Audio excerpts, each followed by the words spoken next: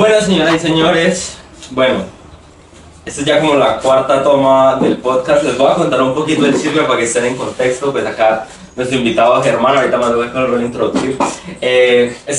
Fuimos a lograr grabar el podcast en el monte, en un sendero ecológico. El clima de Armenia, ese clima húmedo, pues no fue muy favorable. No fue laborable.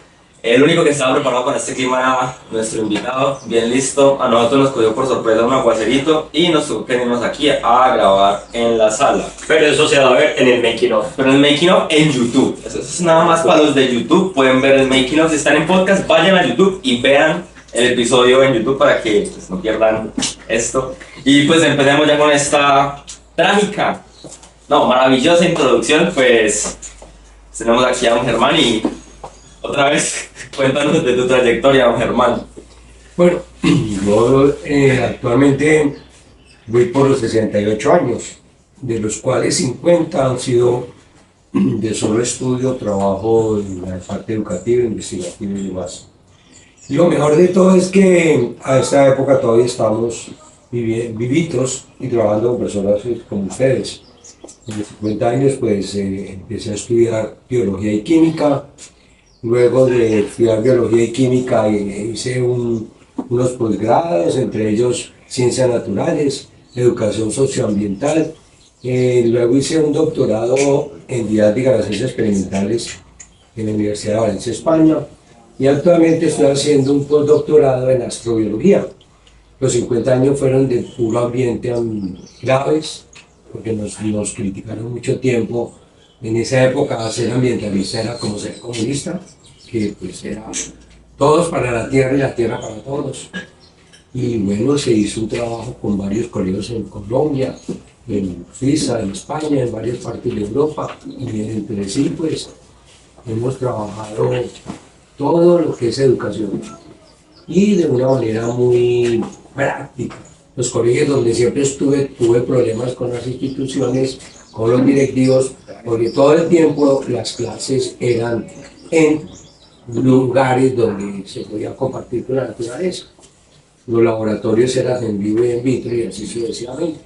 Los de física pues hacían bajo fenómenos físicos. Íbamos a los parques temáticos, que en esa época no eran parques temáticos, eran parques comunes, o íbamos a los museos, o íbamos a los centros de ciencia, pero no había esa dinámica, esa didáctica, esos diseños, que ahora se llaman DDD, diseños didácticos dinámicos. Ok, bueno, yo leí un artículo, leí un poco de un artículo suyo. El abstracto, pues. ¿Ah? El abstracto. Sí, leí ahí un poquito la descripción, por no decir más, y pues me llamó la atención mucho porque en ese artículo se habla de la experiencia, de cómo la experiencia puede mejorar ámbitos pedagógicos en la enseñanza de estudiantes de sexto hasta 11 acá en Colombia, pues en el Parque de Pana, que quería que nos hablara un poco más de ello.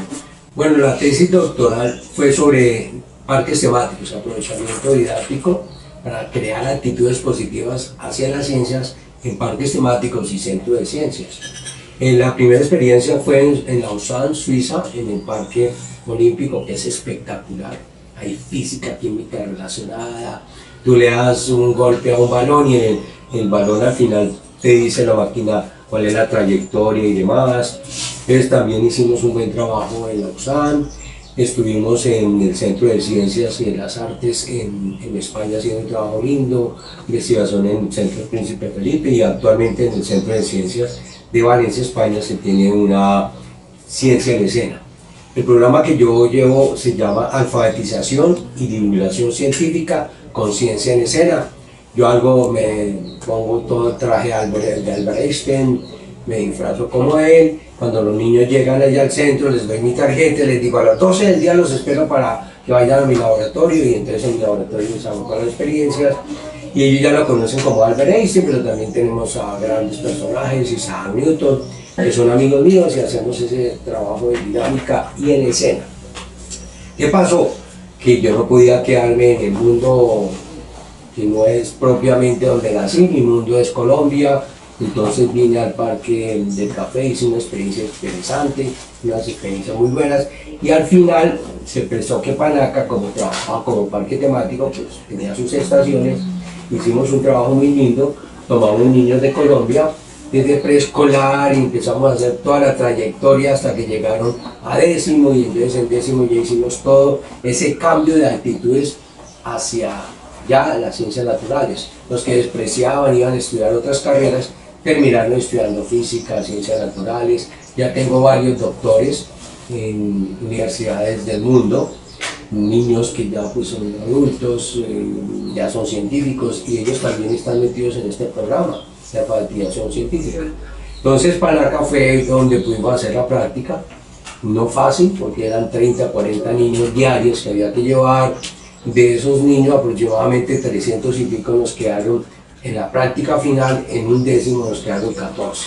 Claro, pasaron durante muchos años hasta que terminamos el trabajo y presentamos la tesis, una tesis que duró 10 años en proceso, donde hubo cambios actitudinales, eso no cambia de la noche a la mañana, y muchos de ellos, como les digo, ya los profesores de física son experimentados, ya hay 2 en la NASA, hay uno donde estoy participando, en la Sociedad Europea Espacial, y bueno, también hay uno que ya está metido aquí en la Sociedad Colombiana Espacial, que se creó hace un año. Y aquí en el Quindío vamos a tener ya la creación de la Sociedad Quindiana Espacial, donde espero que ustedes sean los pioneros, especialmente las Lauritas, ¿cierto? Que van a hacer neurociencias y demás. ¿Tú qué vas a hacer en la parte de biociencias? Porque vas a hablar de neurología, vas a ser un neurólogo. Cada uno de ustedes que va a estar en el proceso de la física y demás. Entonces, por eso estoy con ustedes, porque yo los veo a ustedes proyectados en 10 años como grandes científicos. Desde ahora son científicos. Es muy importante todo lo que viene a ser la educación científica, Sí. y la educación en general, crear una cultura apropiada para la educación. Claro. Listo, entonces ya metiéndonos con las preguntas fuertes, la carne, le queríamos preguntar, más que todo, las preguntas están enfocadas en su trabajo como astrobiólogo, porque pues después de todo esto es un trabajo que está involucrado la NASA, o sea, es Carlos, nuestro integrante, nuestro líder, no está aquí en este momento, pero pues es de la NASA, entonces queríamos hacer las preguntas de astrobiología. La primera sería, ¿cuál considera que es la mayor dificultad para generar un hábitat sostenible en un lugar que no sea la Tierra? Ya sea ¿cómo se llama esto? Estación espacial, la Luna, Marte, otro planeta. ¿Cuál es la mayor dificultad, la que se puede ver generalizada? Bueno, en la estación espacial ellos tienen ambientes muy propios. No sé si en estos momentos ya está Raúl Cuero trabajando con ellos, una persona de Buenaventura, que tiene un semillero en Manizales, y él hizo ambientes como se pudiese vivir en Marte. Entonces plántulas, tierra, toda parte. La Tierra tiene varios horizontes, se deben crear varios horizontes para saber cómo fue ese origen de la Tierra. ¿Sí? Nosotros como astrobiólogos hacemos un estudio de cómo se formó la Tierra y hacemos estudios profundos de qué tiene la Tierra. La Tierra tiene cuaternarios, elementos cuaternarios. Tenemos carbono, hidrógeno, oxígeno y nitrógeno, además de muchos elementos, claro, zinc y demás. Mientras hemos visto que en otros planetas solamente carbono, hidrógeno y oxígeno. La gente dice, mientras haya oxígeno hay vida. Vamos a dudarlo, porque hay anaeróbicos, microaeróbicos y aeróbicos. Sí, microorganismos en ese sentido. Yo trabajo mucho en Islas Canarias, en Tenerife, en Las Palmas, y allá pues estamos utilizando en un lugar que ustedes ven que hace poco hubo una erupción. Ahí estábamos, y en el lago que dejó la erupción estábamos a más de 200 grados Celsius. En otra parte a 50, tomamos en 50 algunos microorganismos, algunas aguas de la erupción, vimos microorganismos y los vimos en vida. Entonces por eso trabajamos mucho con extremófilos, la parte de termófilos de altas temperaturas, cianófilos, bueno, y los cianófilos lo estamos estudiando aquí en el Nevado del Ruiz. Estamos haciendo un trabajo en Machín, porque nos parece que allí es muy interesante la fauna y la flora que hay. La gente se escandaliza, pero es muy bueno ese lugar para hacer investigación. Además que hay muchos elementos que en el momento que entra la erupción, pues aquí algún día llegaría la ceniza. Es una ceniza de poliplástico que si se endurece, pues varía lo que fuera. Entonces todo eso se está haciendo, no nos perdemos de Colombia, no nos perdemos de hacer cositas en Colombia. Yo he tenido algunos problemas con personas que me dicen, usted tiene tales aparatos, tal. Bueno, tenemos un laboratorio grandísimo en las Canarias. En Colombia es difícil porque pues, hay 2 o 3 universidades que tienen buenos laboratorios, pero todo se tiene que hacer allá, pues, llevar las pruebas, a veces para llevar las pruebas es un problema tenaz, una anécdota. Una vez me subí en un avión con una neverita así, yo la neverita llevaba las pruebas. Entonces la chica dijo, venga, ¿usted por qué lleva eso? ¿Para dónde va a llevar? Entonces le dijo la otra chica, no, es que eso es penicilina, eso es penicilina, no insulina. Eso es insulina que él lleva allí, porque debe ser dependiente de la insulina. Y yo, sí, pues yo no llevaba insulina. Si hubieran dado cuenta que llevaba esas pruebas, pues me hubiera molestado, me las hubieran quitado. Entonces no es fácil, no es fácil. Claro, y con ese pasaporte colombiano, claro, es un veneno en todo. No, y que yo lo saqué en Florencia Caquetá. Entonces, claro, cuando yo en una parte es... A donde fueres, haz lo que vienes. Sí, pero de todos modos sí tenemos como, bueno, yo tengo ya el pasaporte también español. Entonces, pues siempre presento el colombiano, yo nunca presento el españolete. Siempre colombiano y nunca me he sentido no ser colombiano, me preguntan, me han esculcado, una vez llevaba café y me sacaron las bolsas de café, las inspeccionaron y toda esa cuestión. Y chistoso, hace 50 años en un aeropuerto X le dijeron al comandante que yo llevaba una cosa rara envuelta. Y entonces eran unos tamales que yo llevaba porque me encargaron tamales. Y le dice el tipo al otro, déjame pasar que eso es comida chicha. Entonces, son anécdotas muy chéveres que uno pasa. Listo, entonces ya vemos que ese ámbito de investigar en Colombia está complicado en todos los aspectos.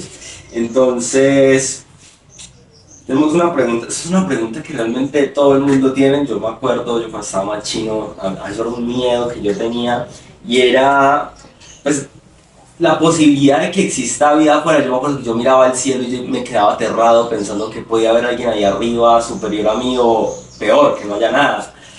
Entonces le quería preguntar que si cree que existe la posibilidad de que haya vida en el espacio, aparte de la humana, y si lo cree, pues, ¿cuál cree que sea su origen? No, allá sí hay, como les digo, habitabilidad. Nosotros aquí cogemos metano y le aplicamos gas carbónico y tenemos unos abonos buenísimos. El metano lo producen en la nada. Y si nosotros debemos enterrarlo para no dejarlo así, nos haga efecto invernadero, nos haga muchas cosas. Pero sí hemos visto que sí hay principios de habitabilidad. En Venus, que es supremamente caluroso, requete caluroso, hay fosfinas y pexinas y demás. La aspiración en el proyecto que tenemos con los colombianos y con un personaje que nació en Colombia, en Barranquilla, una mujer, y después estudió en Argentina y se movió todo el tiempo, que yo la admiro mucho, una colombiana extraordinaria, además de tantas colombianas que están en la NASA. Pues la idea es que nosotros logremos con Venus traer elementos a una vez que podamos trabajar aquí con las personas y no crean, activar las neuronas, la sinapsis, qué sé yo. Estamos en esa locura, no podemos hablar mucho porque a veces la gente nos toma como habladores, pero sí tenemos ya cosas muy bien estudiadas, muy bien. Entonces sí hay habitabilidad en lo que no hay en vida. Nosotros somos un accidente molecular. Y un ser supremo, pues yo sí creo que alguien nos organizó porque somos perfectos, muy perfectos. Yo todos los días que veo a un ser humano digo, es súper perfecto, la gente debe levantarse y darle gracias a Dios por todo lo que hace. Ve, camina, tiene todas las posibilidades, tiene una inteligencia súper increíble, que son ustedes. Yo siempre trabajo con jóvenes porque, hago maravillas, que son cerebralmente activos y pueden hacer cosas en el mundo muy grandes. Eso es. Claro, o sea, visto desde el punto de vista de que todos somos átomos y todo eso, es de verdad maravilloso que todas las cosas de las que somos capaces de hacer, eso de verdad representa que las cosas no son más que la suma de sus partes. No somos solo átomos, sino que somos más que eso. Sí, nosotros, la gente siempre decía que la expresión mínima del ser humano del cuerpo era la célula. Y no, estamos más todavía. Yo he hablado con un señor y le decía, es que nosotros hemos trabajado con la mitocondria y esa es vida, mitocondria es vida. tiene unos intercambios impresionantes, hablamos del ATP, del ADP, todo lo que ustedes quieran ya, no solamente se habla de 5 cosas, sino de miles de miles, y eso es lo que se hace. Y sabemos que, claro, somos un ecosistema impresionante que debe darse en el proceso de tierra-cosmos. Ese era algo muy importante. Por eso es tan importante que manejemos el currículo indígena, que yo les he mostrado a ustedes. Los indígenas hemos trabajado con gente que ha hecho maestría en la Universidad de la Amazonía. Con ellos hicimos unos currículos espectaculares, que ya que Colombia tome de base ese currículo indígena maravilloso. Hicimos un trabajo en el Araraquara, donde hay unas comunidades espectaculares en el estrecho del río Caquetá, y se hicieron maravillas, y ese sitio es maravilloso.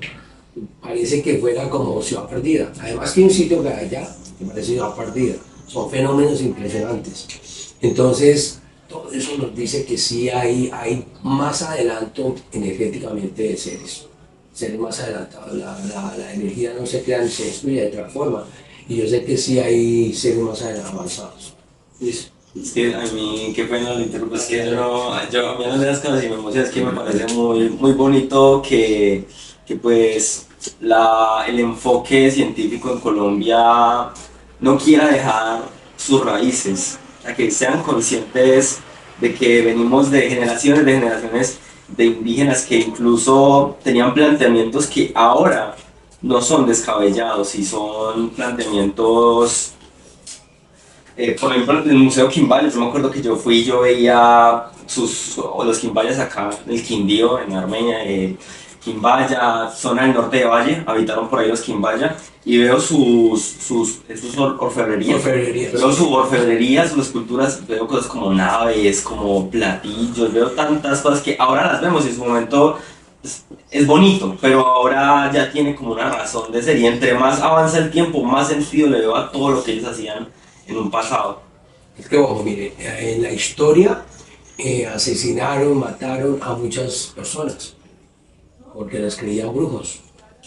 En cambio, ojo lo que les voy a decir acá, a nosotros los indígenas sí mataron muchos indígenas, pero hay mucho origen de la tradición oral que tienen los indígenas, que va más allá. Yo llegué a darles astronomía allá en Araraquara a los niños jóvenes y aprendí más de ellos. Ellos tienen el mundo muy claro. Dicen que en Colombia no hay estaciones, para ellos sí hay estaciones y tienen sus nombres con las palabras indígenas. Colombia yo conocí como 65 dialectos indígenas, ahora están muy acabados, a los jóvenes los están maltratando, entonces se vienen a la ciudad, sufren hartísimo y se está perdiendo, es grave. Vean, y les cuento una anécdota, ellos tomaban uno con ellos chicha, y bueno, yo tomaba poco y mambiaba. Pero cuando les llegó el aguardiente, ellos se tomaban un cuarto de aguardiente y se emborrachaban entre 10, pobrecitos, y quedaban muertos nada. Entonces llega el occidental y hace cosas. En una universidad X, los estudiantes le decían a los indígenas, yo estaba de profesor allá muy cercano de aquí, y entonces en la educación, y un día en una exposición dice un indígena, bueno, hay que acabar con el bicarbonato, no volver a cepillar los dientes con el bicarbonato, sino lo tenemos que cepillar con crema dental Colgate. Imagínense. Entonces, ya estaban en otra situación, yo decía, pero ¿por qué pasa esto? ¿Cómo unos educadores hablando de esa manera? Entonces, uno termina con problemas con mucha gente, con mucho directivo, porque ataca todas esas formas de traer una cultura y desestabilizar a la gente que es nuestra base. Sí, yo no Entonces, ya la tercera pregunta es que nosotros nos estamos fijando como es bien sabido que los astronautas cuando van al espacio sufren cambios fisiológicos, ejemplo que osteoporosis, pérdida de masa muscular, entre más cosas. Entonces la pregunta era ¿qué cambios puede presentar un ser vivo? Ya si lo quiere enfocar desde pluricelular, multicelular, unicelular, como sea, el momento de dejar el planeta.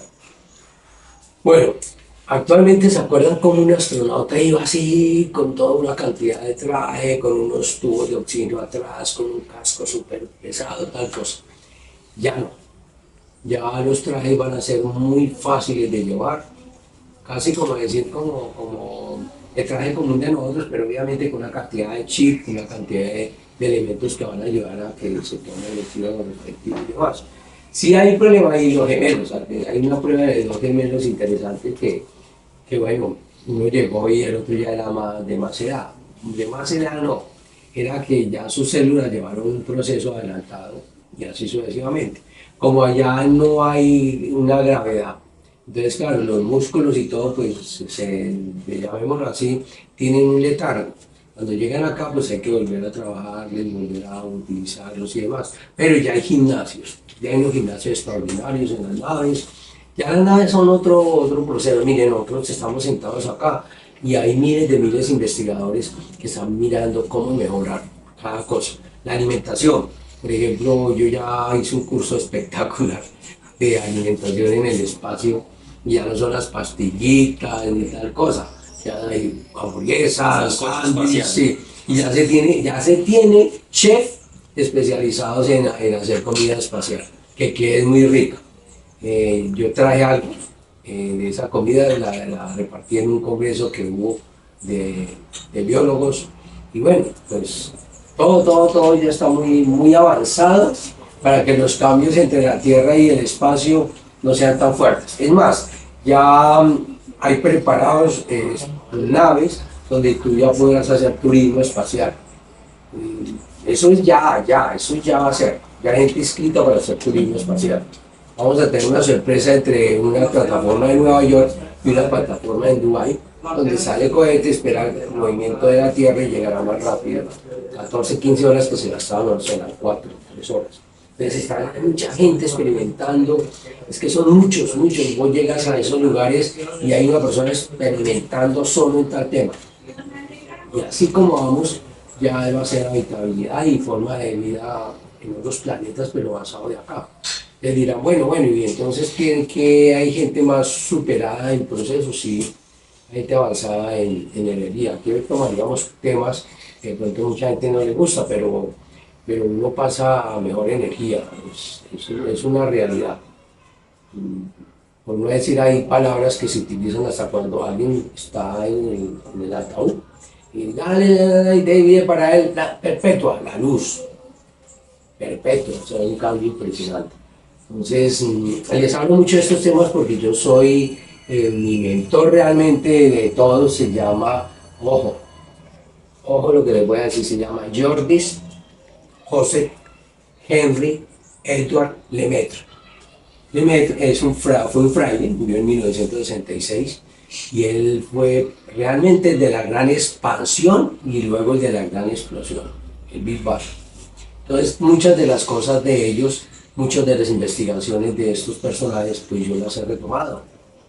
Entonces tienen una cuestión muy... Error acá, los gajes del oficio, pero hey, o sea, este podcast no puede seguir sin un agradecimiento al equipo. Al staff. Es que eso es un equipo tremendo. Bueno, sí. voy a hacer mención de cada uno. Es más, ni deberían de pasar este dinero, pues dime cuándo pueden pasarlo porque tienen que escuchar a este equipo. Bueno, tenemos acá a Navas, camarógrafo. Navas está en un momento muy crucial porque se está desgastando el cuello por este proyecto. Navas está sufriendo con la cámara, la tiene hoy porque no tenemos zapata para el trípode. Ey, donaciones para el trípode, para la zapata. Vamos a abrir un Patreon. Bueno, Navas, muchas gracias. Tenemos acá a Daniel que también es parte de los camarógrafos. Daniel, que es la persona que más ha sufrido por mi estrés. Daniel va a salir de este podcast con estrés postraumático. Qué pesar de Daniel, Dios mío. Daniel puede que esté ayudando también en la edición. Tenemos a Pedro Pro. Pedro está encargado del audio. Pedro está con un supercomputador de esos de la NASA que tienen un resto de gigabytes y nos está de RAM y nos está colaborando acá. Pues también está Carlos que es el hombre de la gente. Él es Raimundo, es el que trae acá los invitados. Muy importante por la gestión acá de las personas. Pues a mi compañero Cosio que me estaba acompañando acá en el podcast y pues Germán, obviamente. Y las Lauritas, ¿no? ¿Y las Lauritas de dónde están? Una Laura está acá. Bueno, acá tenemos a Lala. Lala, importante, le mete folclore, le mete sabor a estos episodios. Ha colaborado muchas veces con la parte de la decoración, el primer episodio, con la investigación previa. La otra Laura Valencia, no sé dónde está. Ahí está. Laura, que también ha estado colaborando acá buscando gente para meterlos al podcast, Eduardo, que nos ha estado acompañando acá viendo el estrés de nosotros, y Jennifer, también encargada de la parte de la decoración y todos los temas que hacen que cada episodio y cada vez que grabamos esto sea una experiencia bonita. Pues ya con eso, si están bien las cámaras, es súper importante que estén bien las cámaras, pues sigamos con esto. Usted nos está hablando de la nutrición, retomemos, nos había hablado, le habíamos estamos en la tercera. No, pero esta la va a sentar. Entonces, pues nos está hablando de los cambios que pueden presentar un ser vivo del planeta, y nos había hablado que estaba... que había estudiado un poco respecto a la nutrición, había hecho un curso maravilloso, entonces pues esa pregunta se relaciona con eso. Entonces, ¿cómo cambia la nutrición en el espacio? Yo quiero hacer un pequeño inciso. Yo estaba leyendo con lo que nos había dicho antes, de que aparte no solo es muy importante que los astronautas tengan una buena nutrición para mantener la salud, sino que en el momento de la salud mental que sea rico, que nos estaba diciendo antes de que antes eran que si pastillas, que cosas así que pues los mantenían vivos. Yo estaba leyendo de que era muy importante que tuvieran una dieta con sabores variados para poder mantener todo lo que es la actividad mental eficiente. Sí, es increíble. Venga, aquí hay una colombiana muy hermosa, chocuana, que es la neurocientífica de la NASA. Nosotros tenemos una cantidad de mujeres en la NASA preciosas, su mente es grandiosa.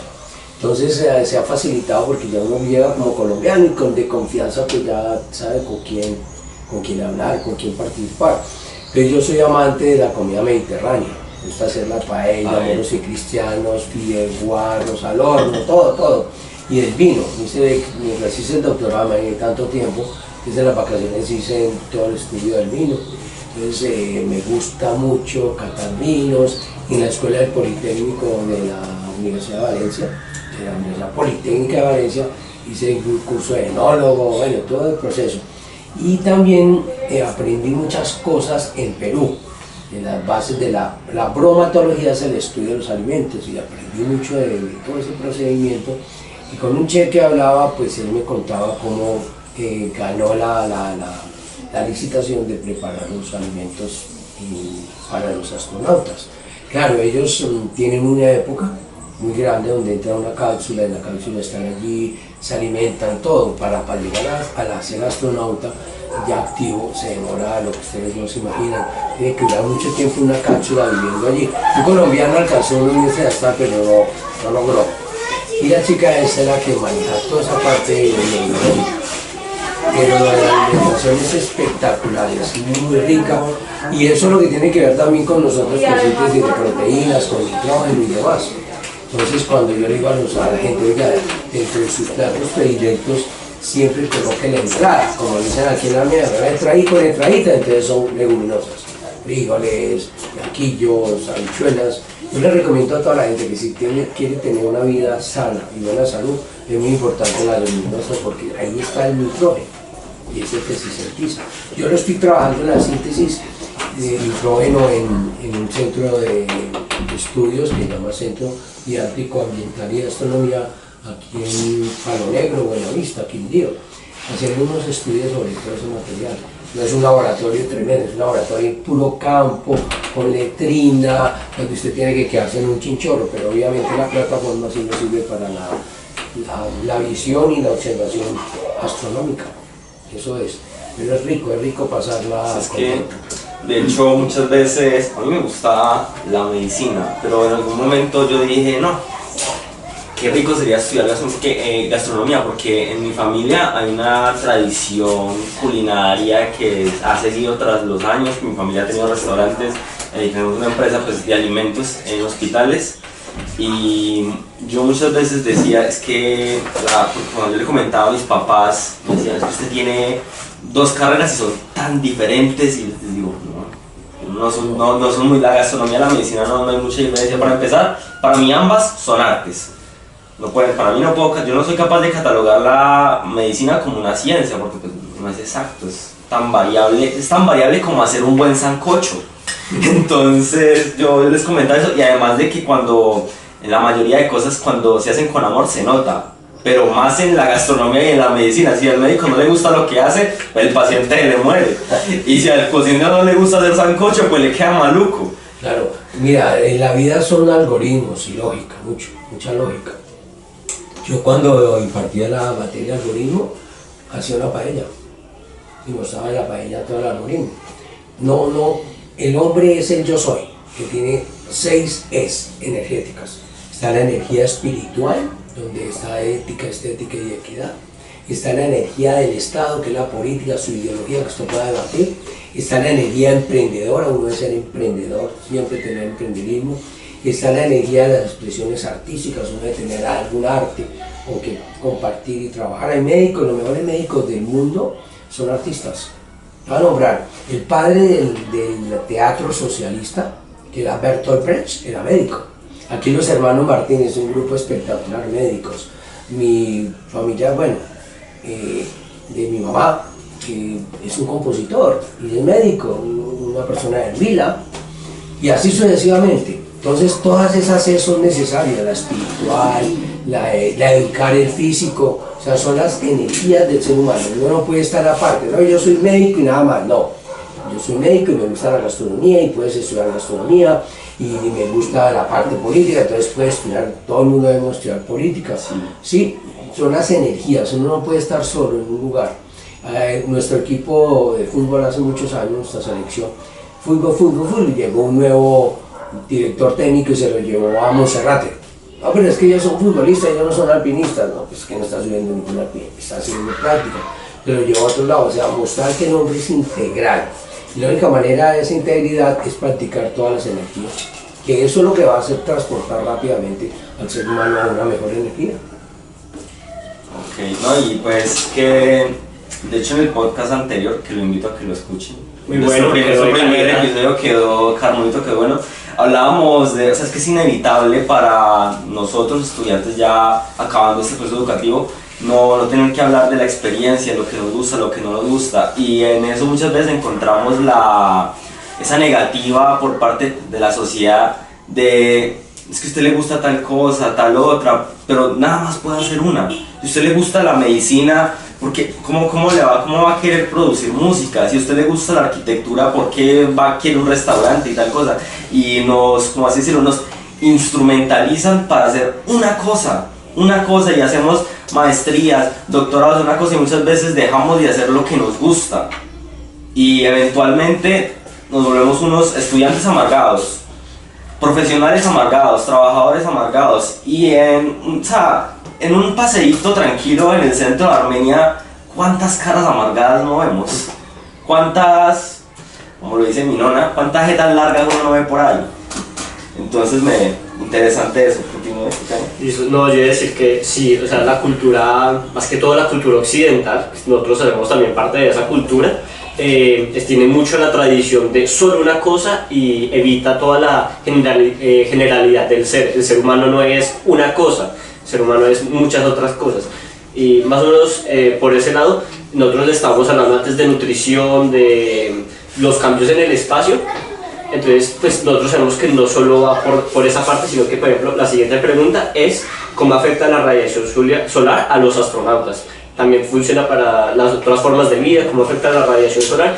Y no solo la radiación solar, sino que también esos cambios que hay de ambiente, que son cambios extremos, cómo pueden ser perjudiciales. Bueno, al astronauta, yo tengo una niña que quiero mucho. Entonces un día dijo que era astronauta y eso le han dado en la cabeza y le han hecho de todo. Le invitaron a programas y ella cuenta esa parte. La gente dice, no, es que astronauta es cuando sale. No, astronauta se prepara hartísimo, aquí los preparan. Mire, nosotros tenemos un amigo que respeto mucho que se llama Jesús Martínez Frías.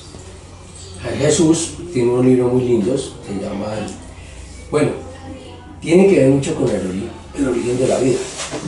Entonces, ¿qué sucede? Que cuando se hacen prácticas allá en Islas Canarias, pues se lleva a la persona que es astronauta, que está estudiando astronauta, o que está estudiando para ser astronauta, y pasa por todas esas situaciones, porque pasaría la radiación, los cambios climáticos, y la ingravidad, una cantidad de cosas. Cuando ya sale uno aquí de la Tierra ya va súper preparado. La radiación sí tiene un espectro muy fuerte, que uno lo debe saber llevar. Nosotros, perdónenme, de pronto todos los científicos van a decir, ese está loco, nosotros hacemos fotosíntesis, quimiosíntesis. Ya las plantas no hacen fotosíntesis, que habría pan y trae la energía y tal cosa. Nosotros hacemos una especie de fotosíntesis y hacemos una especie de quimiosíntesis. Que las plantas obviamente, que son las bases, sí, son las bases de todo. Pero ojo, muchos de los elementos que hay en las plantas nos ayudan a recibir fuertes rayos. ¿Qué quiere decir eso? Cuando ustedes les hacen, nosotros preparamos una crema en el Amazonas, que es una crema de protección solar, pero al mismo tiempo de protección solar está nutriendo la cara.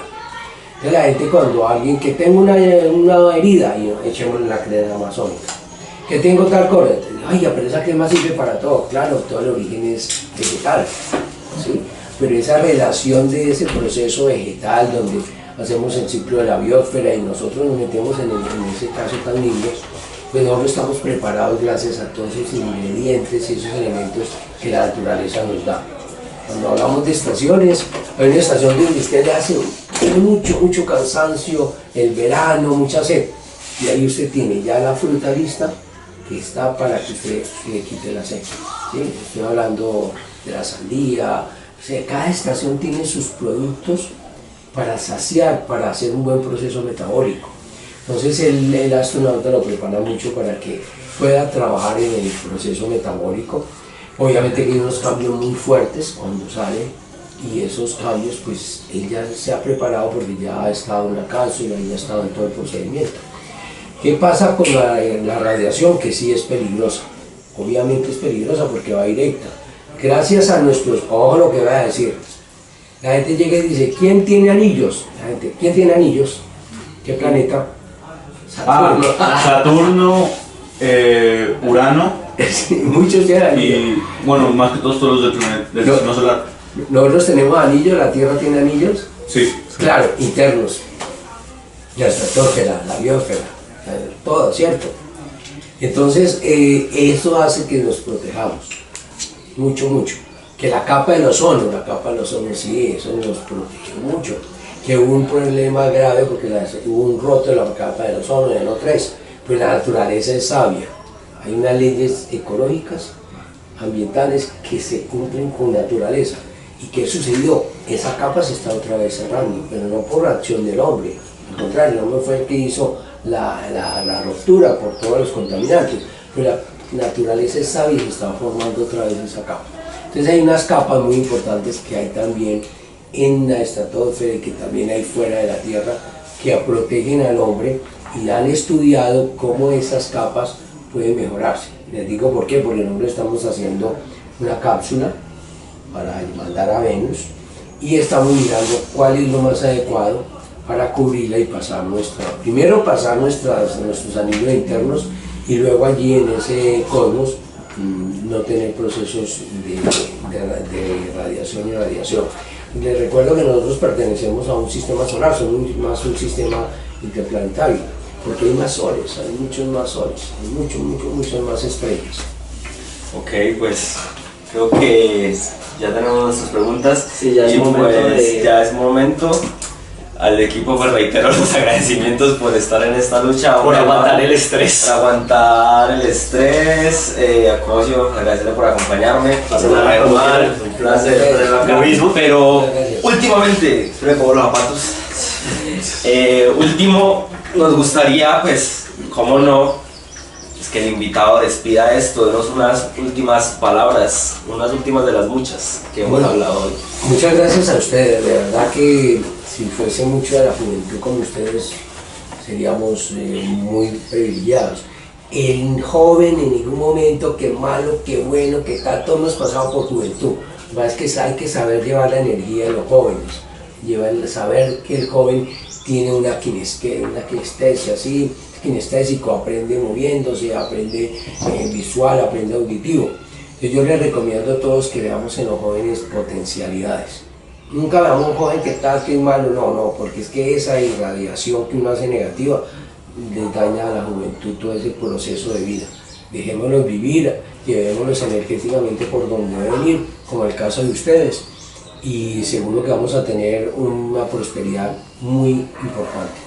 Gracias a ustedes y ojalá que sigan con estos capítulos, estos programas, estas situaciones, para que escuchen también a los que ya tenemos un tiempo de vivir en este mundo y que al principio también como jóvenes nos criticaban. Yo era una persona de afro, tenía un grupo de teatro y entonces tenía mi mochila, porque sí la tenía, me la regalaron. La mochila era un intercambio de coca, de hoja de coca, me la regalaron y la mochila tenía coca. Cuando veía algún amigo indígena, pues así intercambio. Mambeaban. Sí, y también mambeo, yo todavía mambeo. Y hombre, pero eso me tiene bien, ya tiene mi edad, yo hago lo, porque sabe uno vivir y me permitieron mis padres vivir bien, desempeñarme, hacer todo lo que yo podía hacer, pero ordenado, disciplinado. Colombia, el día que todos seamos disciplinados va a cambiar, porque somos súper creativos, ustedes se encuentran en cualquier parte del mundo colombianos. Nos falta esa disciplina, ese orden, esa organización y estamos triunfando y los felicito. Muchas gracias Pues, al colegio. Ya saben, muchachos, para ser viejitos sabios falta ser jóvenes locos. Y pues nada, gracias por acompañarnos en esta carreta tan sabrosa y los esperamos en nuestro Próximo episodio de la carreta de la ciencia. para seguir echando carreta. Muchas gracias.